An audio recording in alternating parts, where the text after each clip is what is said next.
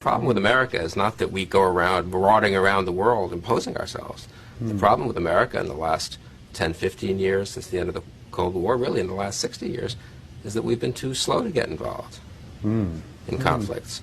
Outside America, people have worried about the United States conducting an unprovoked attack on a country, a sovereign country. Are they? Are they? Yes, they are. Really? They're worried we're going to attack Britain, France, Germany? Any democracy? No, because... Any decent regime? No, the United States doesn't usually attack strong countries. Do we attack decent countries? No, I said strong countries. Well, I'm asking decent countries.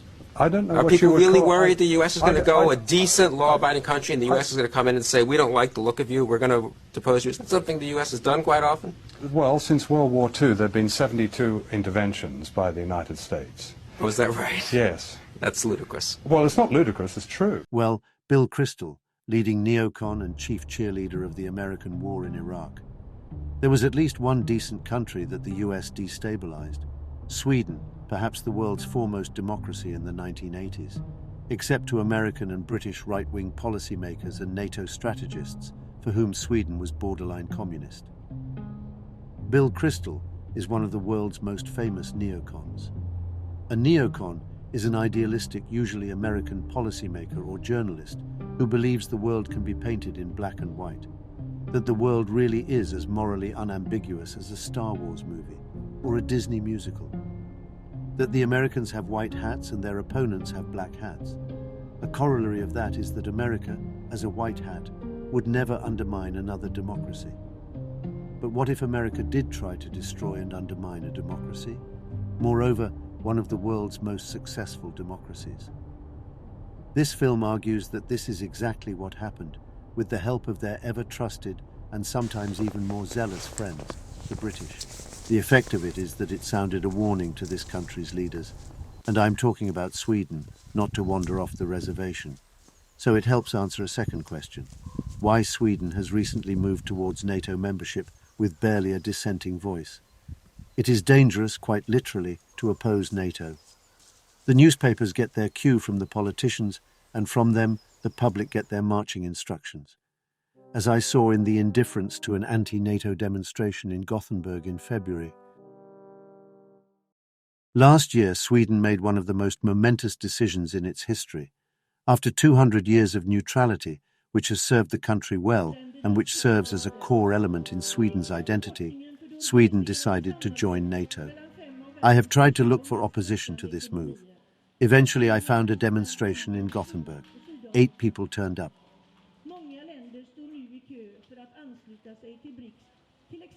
Historik över Nato och USA-imperialismens historia. USA och CIA, de började faktiskt rekrytera nazister under och efter andra världskriget.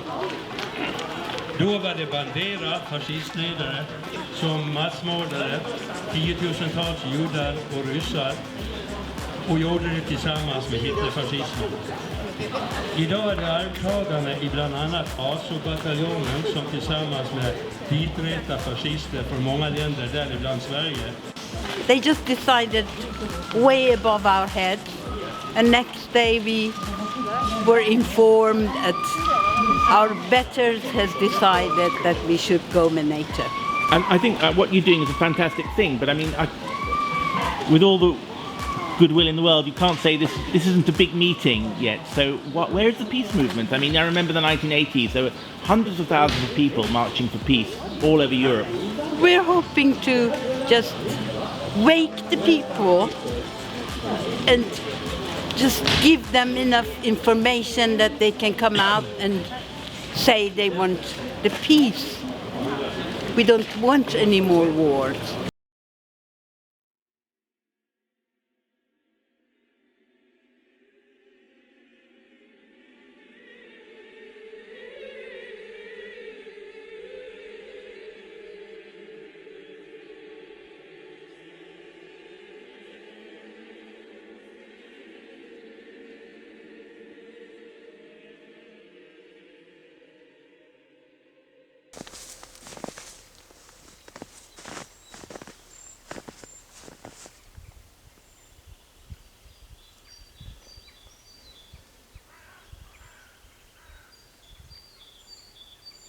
My previous films dealt with the blows to the old Sweden. First, I did a film about immigration, which is transforming the composition of Swedish society and leading to greater inequalities and large ghettos where no Swedish is heard and no Swedish culture is present and no one has a job. Sweden currently has the lowest growth rate, the fourth highest unemployment, and the highest number of gun murders in the EU, in part because of the way immigration has been irresponsibly handled. This was the first nail in Sweden's coffin. And what about the Swedish language? Swedish people support nationalism in Estonia and the Ukraine, and in the past, the newly decolonized states of Africa and Asia. Only the Swedes must not be allowed to love their own country. Then I did a film about Swedish feminism, which has created a culture of fear at universities and the culture of conformity in the media, and which goes far beyond equal rights for women, but imposes a kind of unrealistic schema on the world. This was the second nail in Sweden's coffin. This film is about Sweden's NATO membership application, which is perhaps the worst of all, as it puts Sweden in the front line in the confrontation with Russia, and gives up a 200-year-old period of neutrality which has stood Sweden in excellent stead. It's allowed the country to be arbiter in international conflicts, and it's been able to stay aloof from conflicts and develop its own population and prosperity. Now that's at an end without a referendum or much nuanced discussion. This is the final nail in Sweden's coffin. So how did Sweden get here? And is there any way out of it?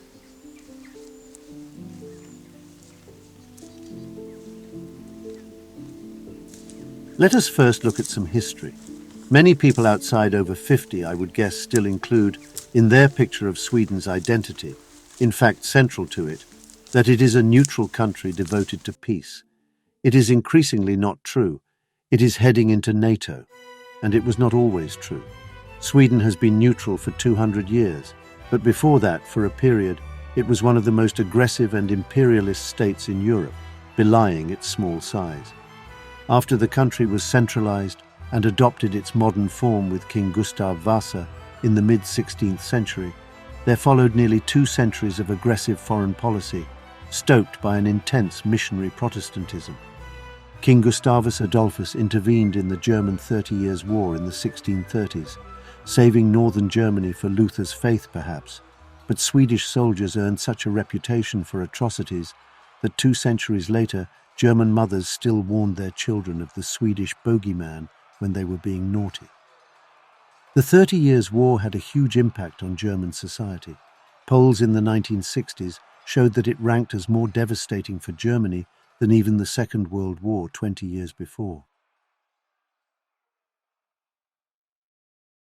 In the 1700s, the dashing young warrior King Charles XII, just 18, presided over a North European empire that included Finland, the Baltic countries and northern Germany, won by his ancestors, but which was unsustainable given Sweden's small population, no matter how good Swedish soldiers were. With Ukrainian Cossacks as his only allies, he fought a defensive action against a coalition of his enemies, including Denmark, Saxony, Poland and Russia, then went on the attack, defeating the first 3 rivals and then penetrating Russia as far as Poltava in Ukraine, where he suffered a crushing defeat from Tsar Peter the Great. Within 10 years, the Swedish Empire in northern Europe had fragmented. Sweden should have learned a lesson then, but Swedish military circles somehow never did. Don't mess with Russia. In the middle of the Napoleonic Wars a century later, the Swedes were attacked by Russia, lost the last part of the Swedish Empire, namely Finland, in the process, sacked their king for his incompetence, and then found one of Napoleon's generals, Jean Bernadotte, to put on their throne, where his descendants sit today, for the simple reason that they wanted to share the fruits of Napoleon's expected successful conquest of Russia and win Finland back. Bernadotte was smarter and worldlier than the Swedish aristocracy, and did precisely the opposite of what he was hired for. He turned his back on Napoleon, whose hubristic flaws he knew well, and joined with the Russians and their Austrian and British allies. Just as well as Napoleon's gamble against Russia failed. After the war was over, Bernadotte declared Sweden neutral, the best thing a Swedish king ever did. During the rest of the 19th century, Sweden prospered and turned from a poor country of peasants led by a wannabe warlike aristocracy to a welfare state of engineers and inventors who built up one of the world's most prosperous, peaceful, and egalitarian democracies by the 1930s. A book called Sweden, the Middle Way was hugely influential in US policymaking circles. It was about a country that had seemingly squared the circle, achieving both equality and freedom, growth and full employment. Sweden was the flavor of the month, seen as the model society. During World War II, Sweden had people in the military and the right circles of society who wanted to join the Nazis in their attack on Russia. But the civilian social democratic government resisted that pressure, just as well as Sweden would have been on the losing side and suffered much for siding with the Nazis. Instead, Sweden gained a lot of goodwill for taking in refugees, many Jewish, during the war, and helping to reconstruct Europe after the fighting ended. Several leading humanitarians emerged during the late stages of war or in the decade after. Raoul Wallenberg, who saved thousands of Jews in Budapest in 1945 by giving them Swedish passports. Volker Bernadotte, who saved people directly from the late-stage concentration camps in his famous white buses, which went down the damaged autobahns in the spring of 1945 to rescue the inmates of Dachau and Theresienstadt. A few years later, there was the Swedish Secretary-General of the United Nations, Dag Hammarskjöld, who pioneered the UN peacekeeping concept and who still is, polls show, the most revered and influential of that peace organization's leaders. The Nobel Peace Prize, though awarded in Oslo, is associated with Sweden as the main body of the Nobel Foundation is based in Stockholm, and the enormous profile of that event every year helped further burnish Sweden's and Scandinavia's reputation for peace, decent values and humanitarianism. In 1948, Nato was formed. Sweden chose to stay out, while Norway and Denmark joined the organization.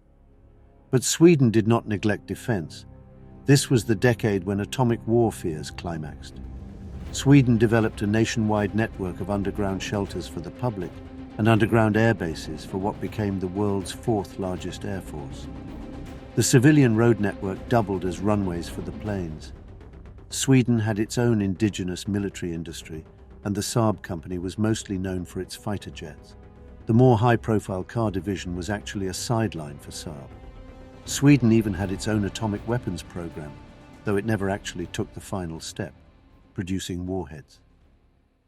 The mid-60s was a good time to be Swedish. The country was proud, independent, free, and immensely prosperous, the second richest country in the world per capita.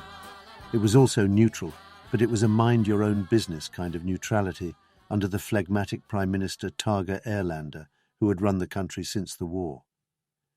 Erlander acquired a secret security guarantee from the USA, but made sure to keep relations with the USSR on a respectful basis, as at this commercial fair in Stockholm.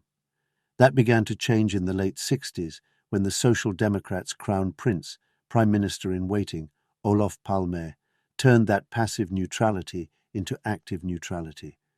That is, Sweden arrogated itself the right to use its political and economic prestige to comment on the state of the world and all its injustices, and if necessary diplomatically intervene, especially American injustices.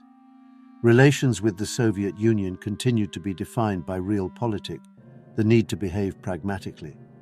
Palme's attacks on America were partly due to Palme's assertive personality, partly due to the spirit of the times. The Kennedys had just won their battle against the segregation laws, so that was on the global agenda. The Vietnam War outraged the world, but Sweden went further than most, condemning it.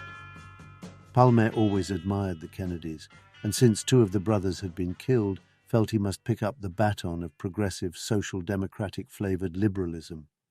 One highlight of this active neutralism was the Russell Tribunal, hosted by the famous philosopher, and which highlighted all the American atrocities in the war. And we had to walk fast because our feet, while walking in these embers, were feeling hot. It had been impossible to visualize the agony of those under attack from a cozy office or from a cozy home in Western Europe. One was face to face with a situation which the Vietnamese told us has existed ever since the United States first started the bombing. They said, "Tell us, comrade, do you think what the United States is doing to us today, do you think the use of napalm, of phosphorus, of fragmentation bombs, of all the other insidious devices they have invented, do you think that the United States would use them in Europe today?" And it was extremely difficult to reply in the affirmative. Mitt under brinnande Vietnamkrig kommer tribunalen till stan. Välbevakad av polis. Omgiven av pro-amerikanska demonstranter som vill stoppa denna skenrättegång. Ut med domarna, står det på deras plakat. Och länge leve i USA. Och vem bekostar tribunalen? Moskva eller Peking? Men tribunalen smygfinansieras inte. Den är fristående och oberoende. Den åldrade filosofen och nobelpristagaren Bertrand Russell har satsat egna och insamlade medel på den.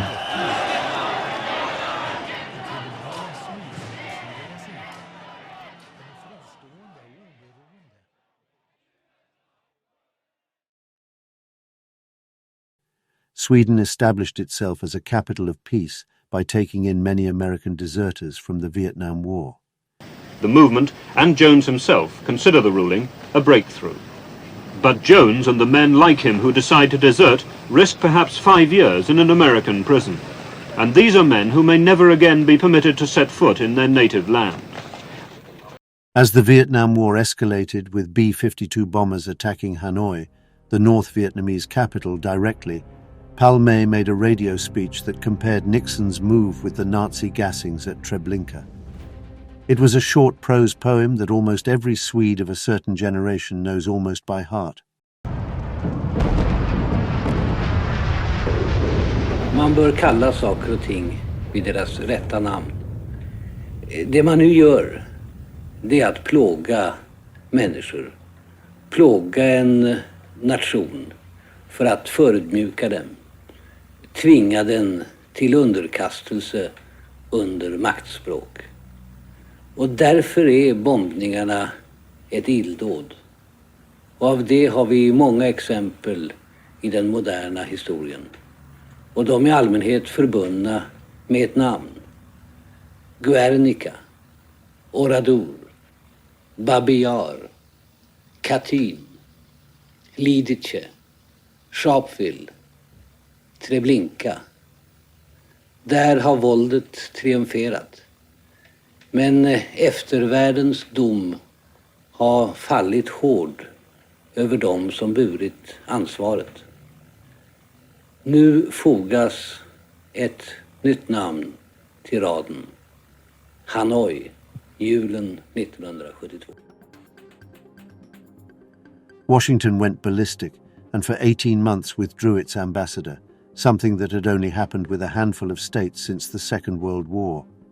The US never did this to the Soviet Union or any of its allies.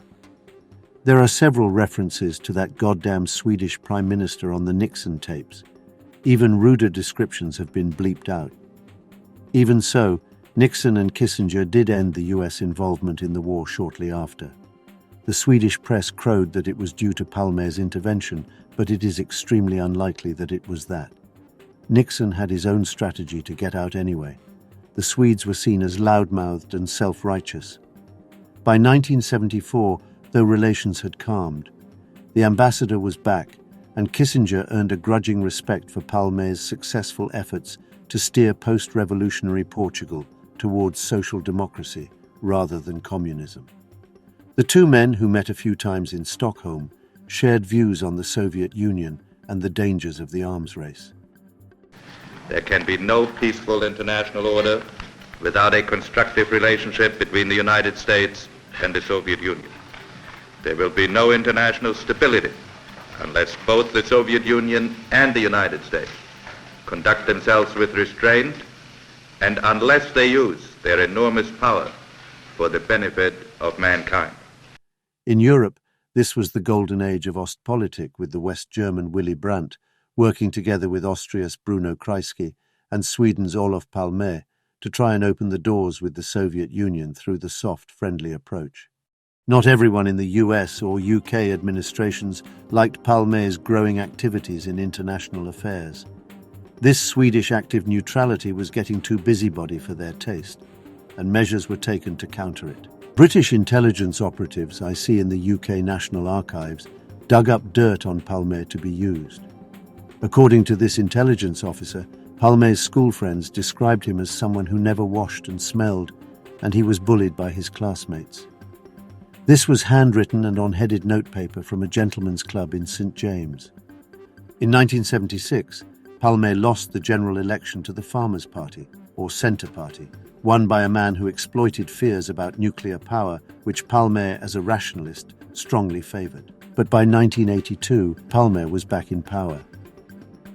In his time out of office, the 6 years between 1976 and 1982, PALME had been active in the cause of peace.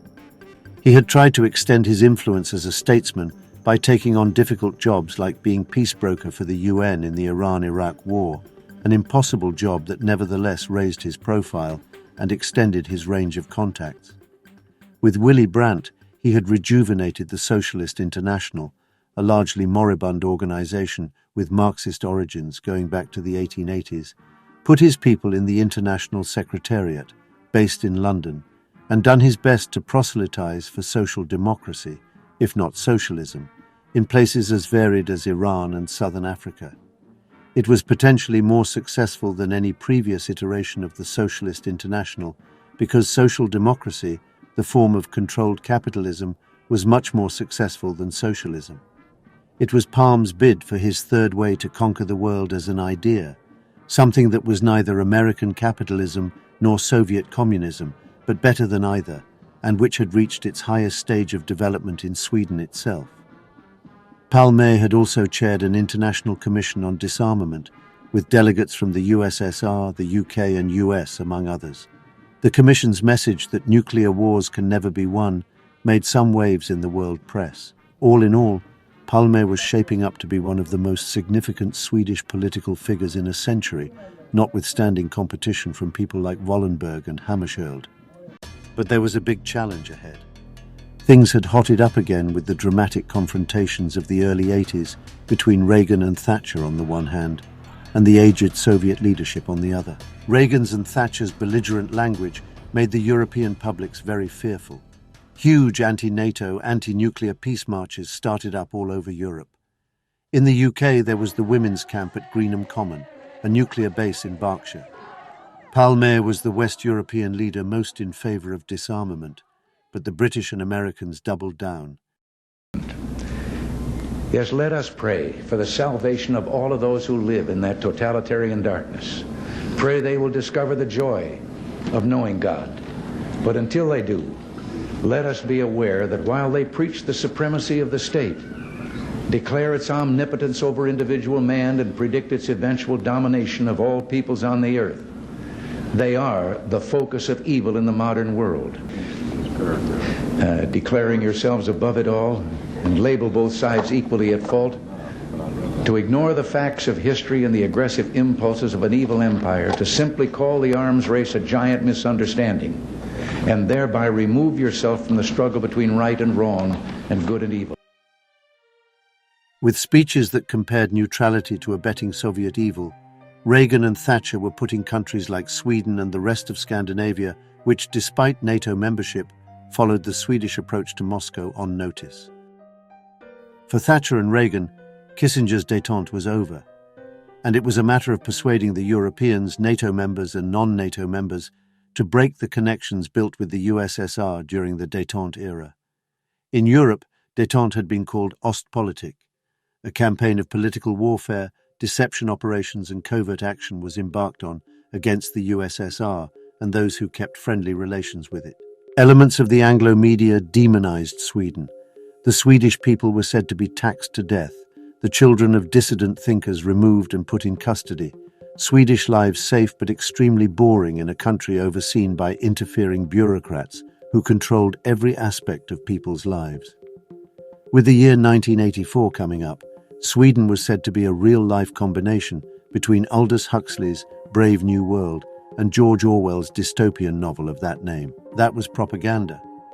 Other countries that did not play by the new rulebook of isolating Russia were subjected to economic warfare, like West Germany, led by the Social Democrat Helmut Schmidt, which continued to practice gas pipeline diplomacy with the Soviet Union.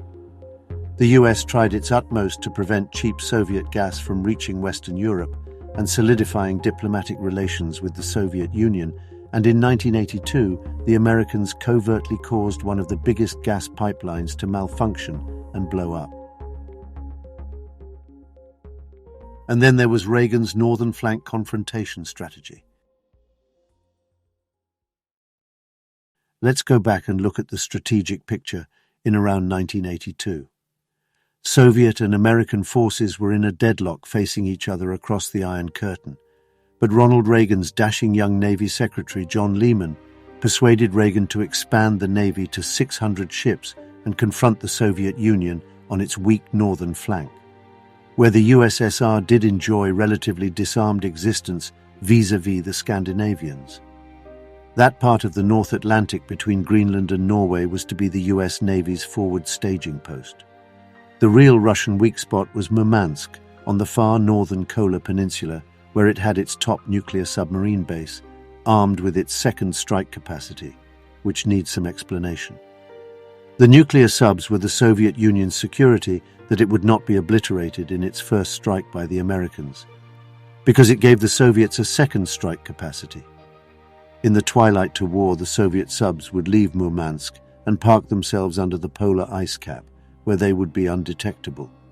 In the case of an American attack on the Soviet homeland, these submarines' missiles would be able to obliterate US cities, which in the logic of the balance of terror meant that the Americans were unable to do a first strike on the Soviet Union and decapitate Soviet nuclear counterstrike capability. However, the Americans upset this balance by sending submarines up to Murmansk, so-called hunter-killer subs, that would try and track the Soviet subs. They also went far into Soviet harbors with special forces and placed listening devices on the undersea cables to find out exactly what the Soviets were doing.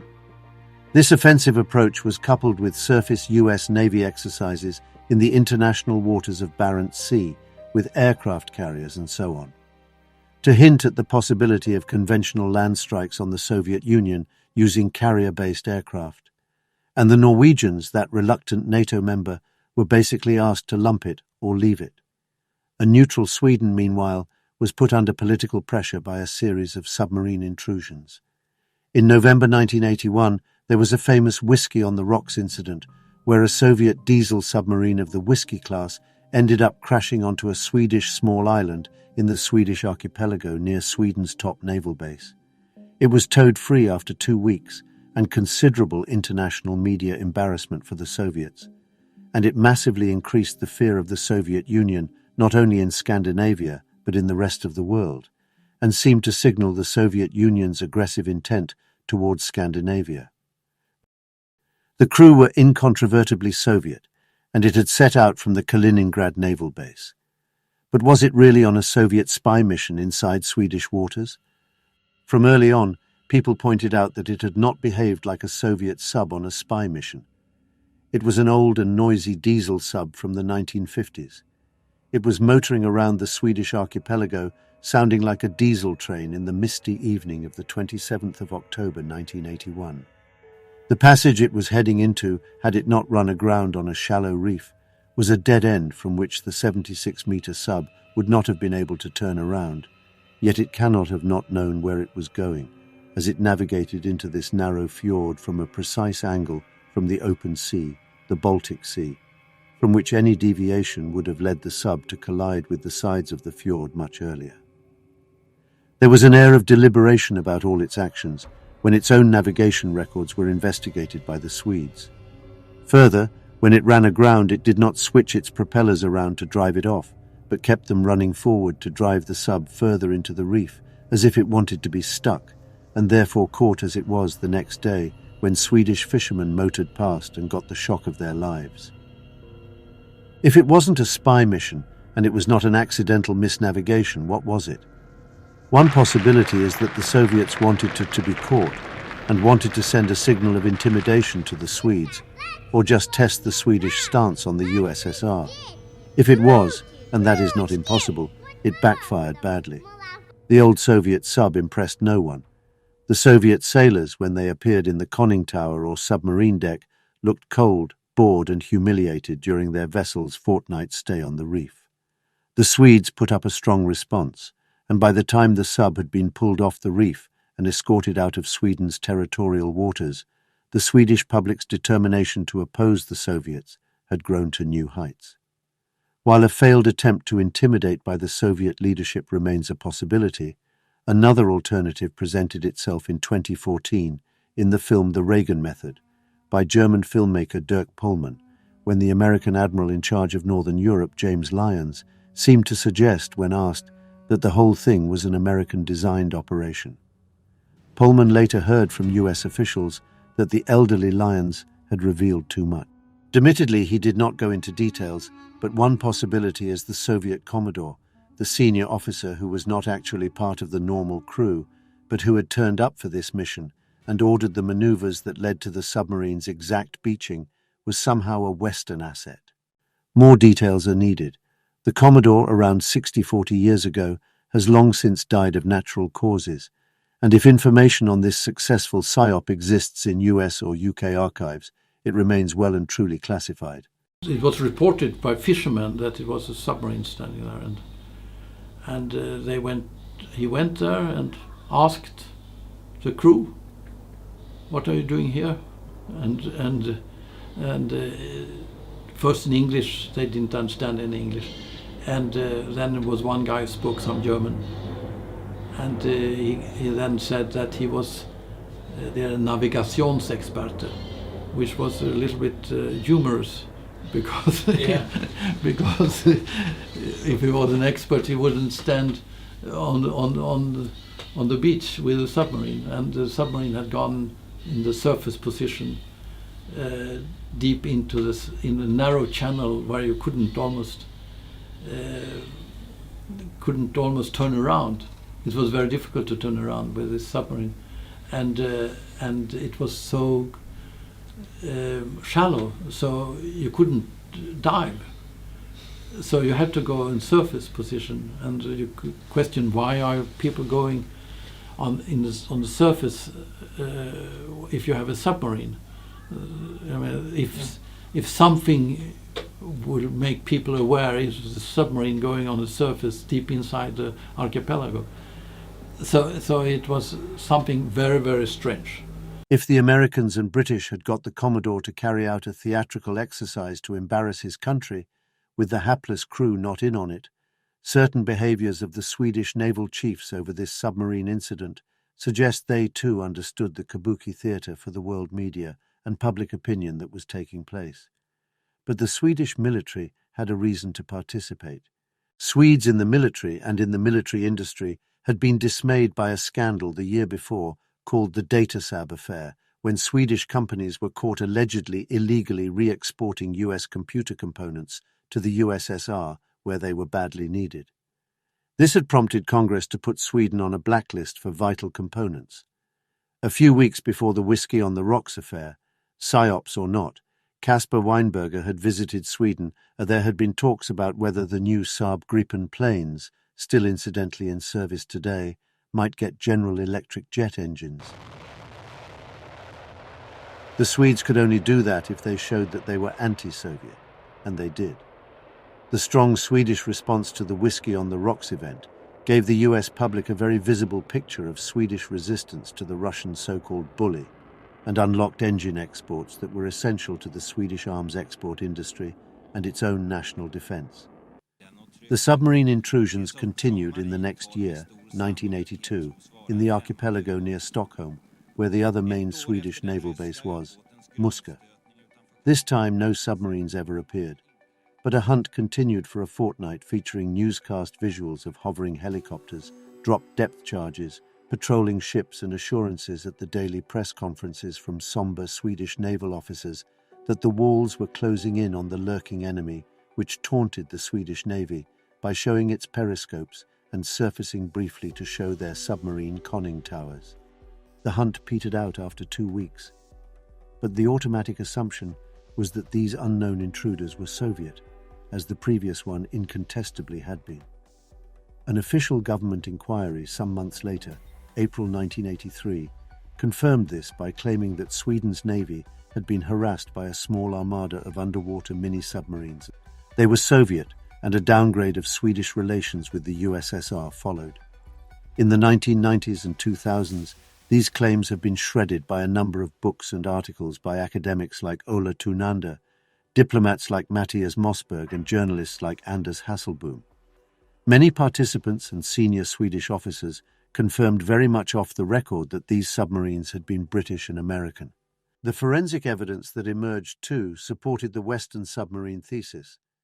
The keel marks and propeller cavitation sounds did not fit any known Soviet subs when the top-secret forensic findings were finally declassified.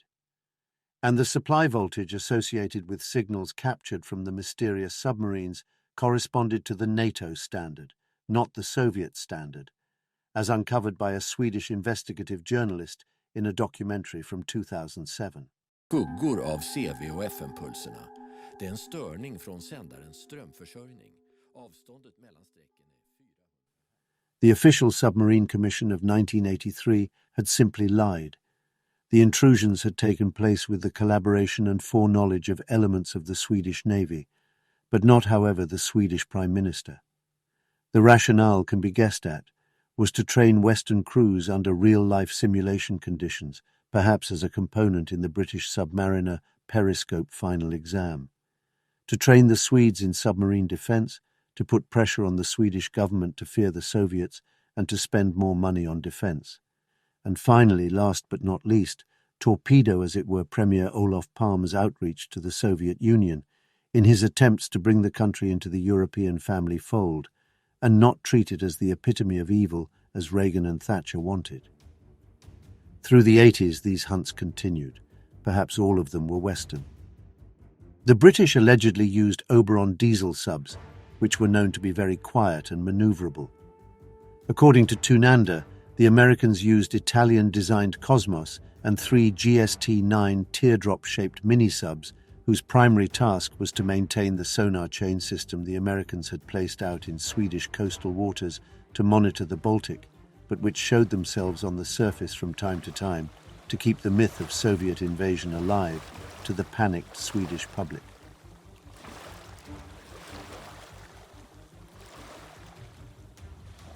Sweden is a country of thousands of lakes and snaking crooked fjord inlets that go from the Baltic Sea and penetrate into the country.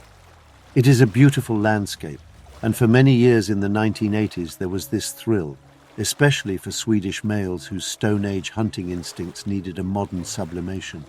The thought that, somewhere out there on the water, a small black conning tower or periscope of a mini-sub belonging to the so-called evil empire might rise from the depths. In at least one of the Western exercises, American and British submarines were damaged by overzealous Swedish bombing from lower ranks who were not in on the agreement to let Western subs play with the Swedes.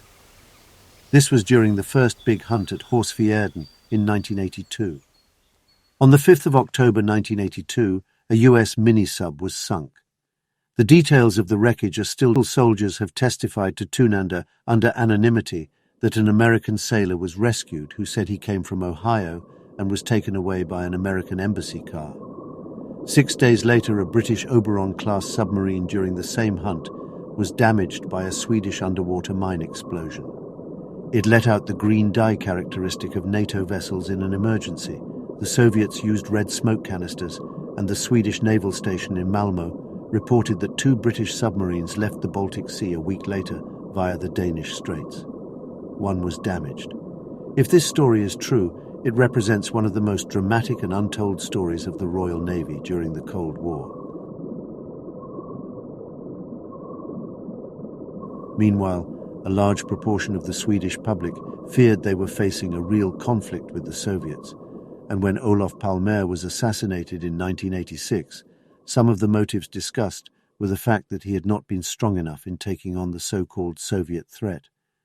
since, despite rumours of damaged Soviet subs, which of course were damaged Western subs, no submarines were ever brought up for the world to inspect or were conclusively sunk. You could say this was Sweden's more kinetic version of the false Russiagate rumours that helped severely cramp Trump's presidency. A lot of Swedes ended up hating PALME or thinking he was a Russian spy who had secret agreements with the Soviets to let the submarines in or out. Feeding this paranoia were claims coming out of NATO and the United States that OLOF PALME was too pro-Soviet and even a communist. NATO officials in Brussels told Swedish journalists that the whole of Europe faced becoming Swedenized, a variation on the term Finlandized, in other words, too accommodating and understanding of the Soviet Union. American neocon and Reagan administration figure Richard Perle visited Sweden several times in these years and had harsh words to say about OLOF PALME. Such allegations found fertile soil in the military community, in the Swedish Conservative Party, and in the business community, which had powerful transatlantic business ties. Hans Blix was a liberal and therefore an opponent of PALME. He was foreign minister in the non-social Democrat government of the late 70s. Later he headed the International Atomic Energy Authority, and later, of course, he was the UN inspector in Iraq, who tried to break the American march to war there in 2003. Even though he was a political adversary, he found himself constantly having to tell Brits and Americans that OLOF PALME was not a stooge, but a fully signed-up Western Democrat. I think he was genuinely indignant about the American war in Vietnam. But you see what he said about the Russian suppression of the Prague uprising. He was thoroughly democratic. I agree that he was, but was he perceived as such? Because, I mean, the American hawks saw anyone who talked to the Russians as a Russian agent. Well, the big boys are not so tolerant. They regard PALME as a small fry, and that small fry should not come up and say such nasty things about the USA. But no, he was not anti-American by nature, but he was aware of the weaknesses of the American democratic system. Yes, he was. I mean, I was not a member of the Social Democratic Party. I was always a member of the Liberal Party, so I was in opposition to PALME. But I never doubted that he was a supporter of the Western democratic system. PALME was not a communist at all. He was the social democratic leader of one of the most prosperous, free and successful countries in the world, the epitome of a Western democracy. But while it was a Western democracy, Sweden was outside the Western military alliance NATO. It ran an independent, free foreign policy, which earned it a lot of status in the developing world. And it went contrary to the Thatcher-Reagan hardline on the Soviets. Indeed, Swedish social democracy was an attractive ideological competitor for Soviet reformers as well as many others around the world to Anglo-American turbo-capitalism.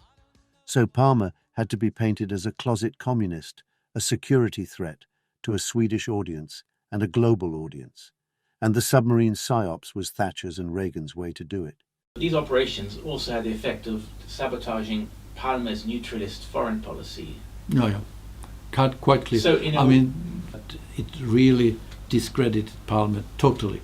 And he couldn't, I mean, you couldn't argue that you have to have a dialogue with Moscow or Soviets if the people believe that you are in certain respect in war with this country.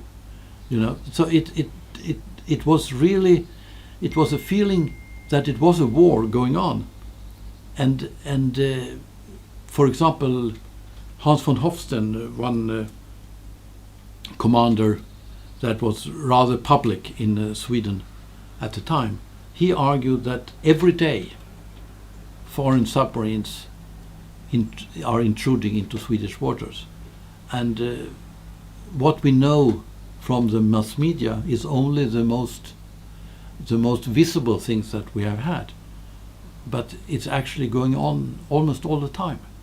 That was his argument in the Swedish TV news and so on. One final reason for the submarine intrusions, I was told, was this. If there was a real twilight to a real war, neutral Sweden had to be brought into the NATO fold quickly. The reason is that Sweden had a large number of air bases that could be used for NATO aircraft reinforcements coming from the UK or US, or as rebasing facilities if NATO bases in West Germany were overrun by the Soviet juggernaut. That the Warsaw Pact was superior in conventional forces was something everyone agreed on.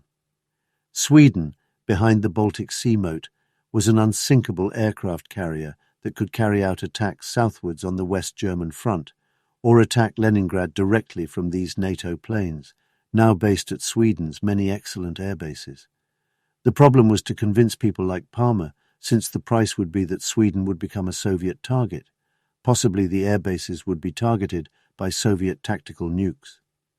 In the twilight before a war, a faked Spetsnaz Soviet Special Forces but actually SAS assassination of the Swedish Prime Minister of the day would both serve to take out a pole of opposition to NATO and convince the Swedes that the Soviet Union had declared war on them, and they would not need much convincing as the groundwork would have been laid by the years of diligent psyops featuring so-called Soviet submarines and Soviet frogmen. But actually Western submarines and Western Special Forces and frogmen. That in case of a war, Sweden would not ask for any support from US or the British unless Sweden were attacked. But the Soviets knew that. So they would not attack Sweden, at least not in the early phase of a war, which would mean that the British and Americans could not use Swedish airfields. So they had to pretend to be attacking Sweden. And that could be, these submarine operation would be enormously useful for this. And of course they could have some kind of covert special force attacks and so on. And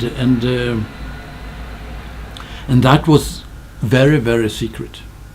And I remember when I spoke with Admiral Eberle, who was heading the British fleet and also was heading the NATO forces Eastern Atlantic, and we were sitting together with the former chairman of the NATO Military Committee, Vidlek Eide, and at the conference, and we're talking about use of British Oberon submarines in the Baltic.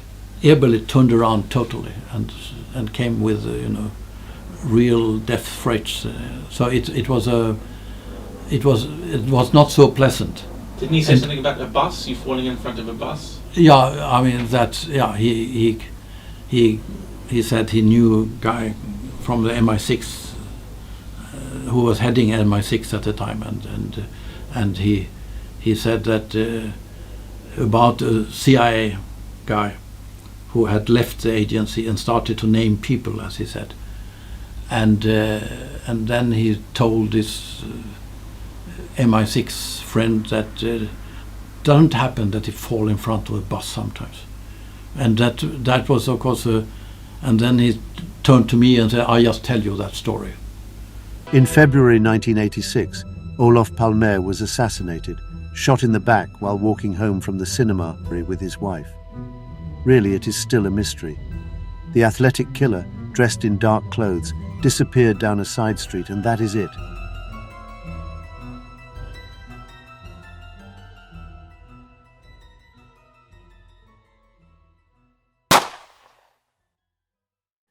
He has never been found.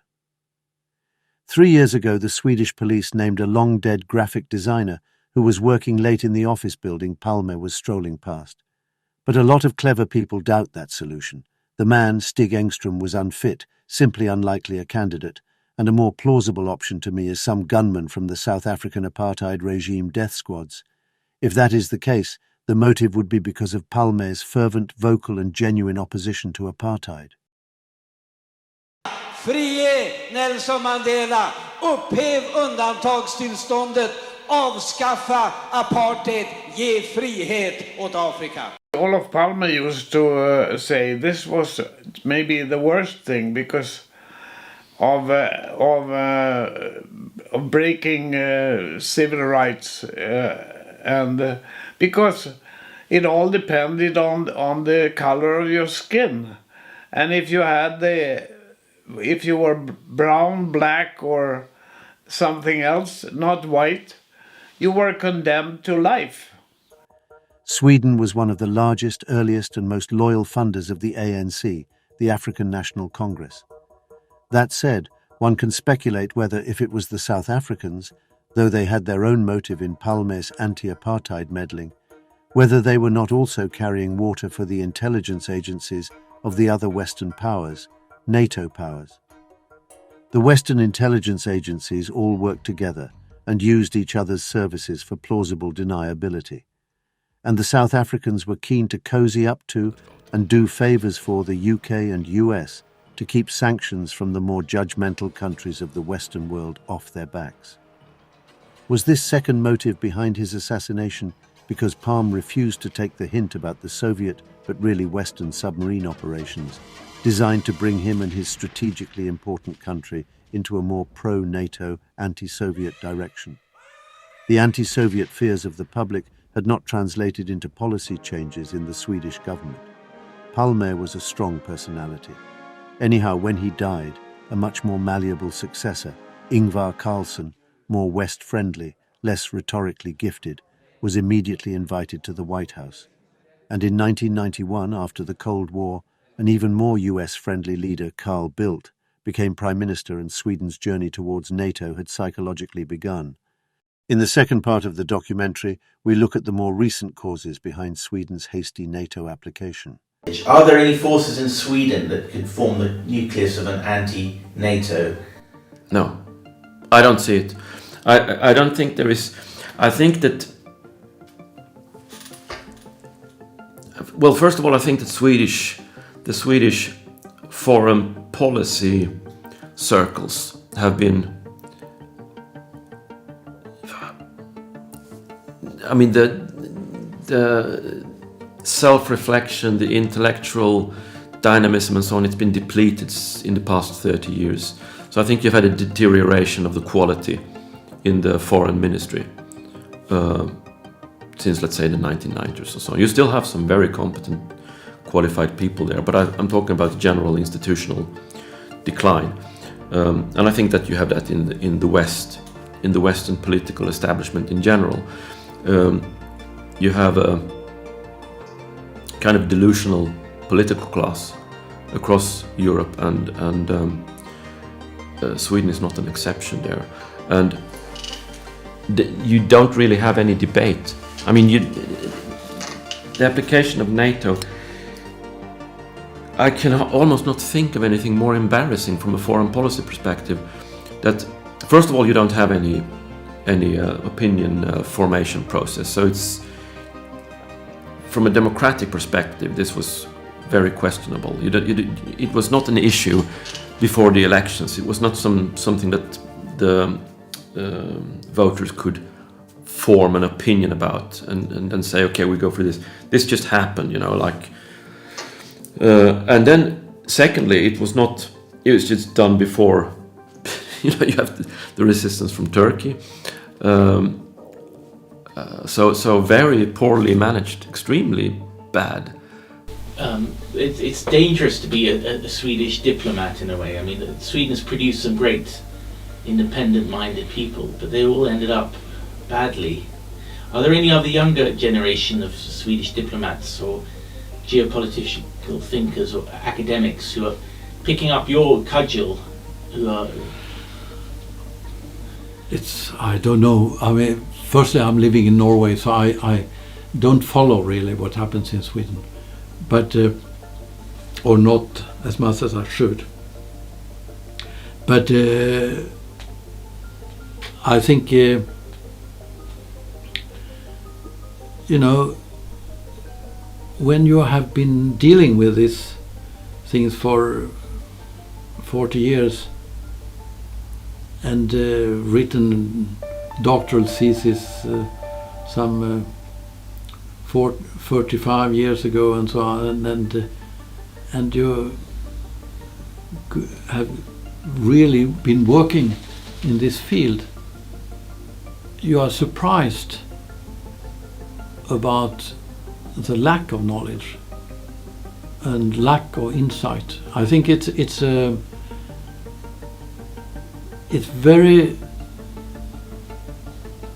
very strange that the knowledge about these things seems to be less and less. If you talk to an average person, they don't even know covert operations exists. I mean, even though the CIA has a $70 billion budget, and that's what they do. I mean, it's not a secret. There are many books about covert operations. I mean, even if they don't go as far as what you say, and it's on the record. But just because it doesn't penetrate the daily news bulletin, people say it's conspiracy theory. I mean, you could, if you listen to Tom Reed, who was the Deputy National Security Advisor under Reagan and former Secretary of Air Force, and heading the National Reconnaissance Office, you know, all the satellites and so on. He said, when he was asked about deception, he said that is what CIA does. That is, the CIA is doing deception. They are, and that's what they are professional on. You know, they are fooling us, and that's the point. But most things are just CIA operations, and they are just continuing doing exactly the same as they did in the Cold War, but now with some new technology. Do you think that Swedes know this, or are they? I mean, are they corrupt or are they naive? Naive. Naive. Okay.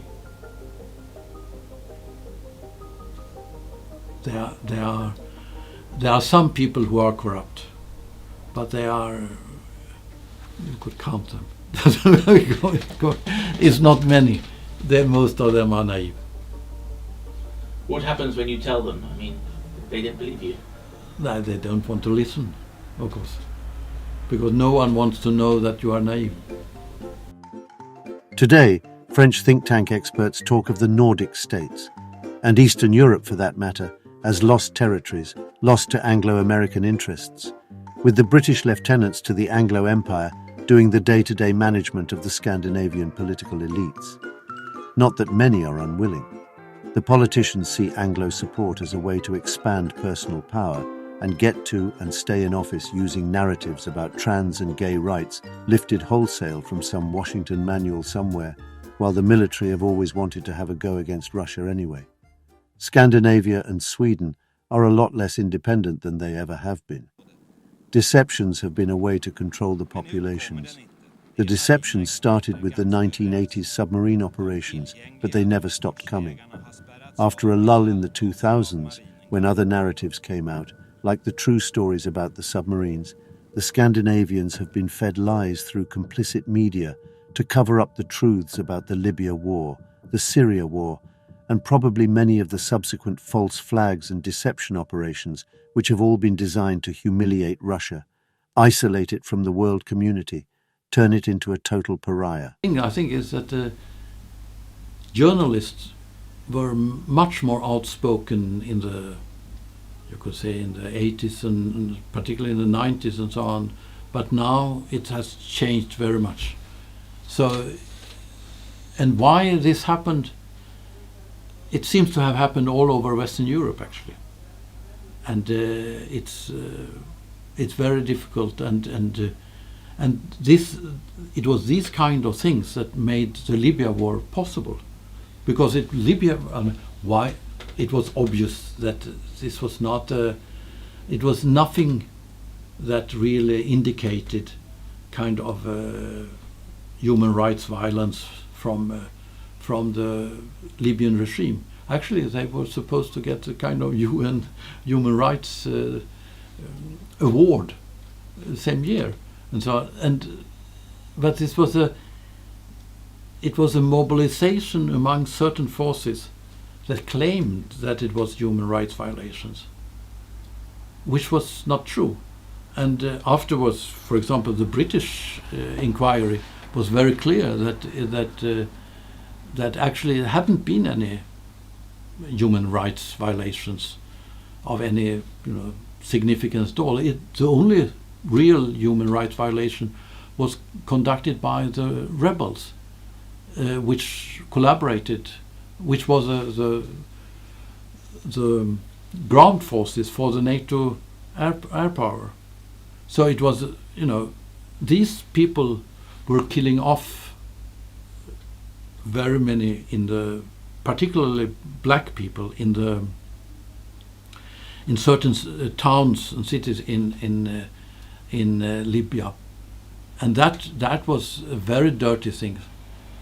And but it was very little written about it, and you could say afterwards it's really tragic because you have had an ongoing civil war from almost from 2011 up to now. Books have later showed that PALME's social democratic system in Sweden had a big influence on Gorbachev and the reformers who wanted to end the Cold War and rebuild the Soviet Union.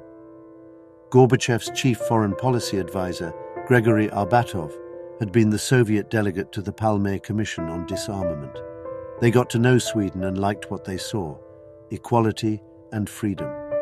Sweden's military strength could not compete with NATO's, but its political independence and domestic freedom, as well as social equality, was a hugely attractive package that made Sweden a moral and political leader by example. With PALME alive, there was a pole of power and influence in the world that was independent of the UK and US, and attractive to these countries' rivals and adversaries. With PALME's death and his replacement by more malleable politicians, this pole of independence was extinguished.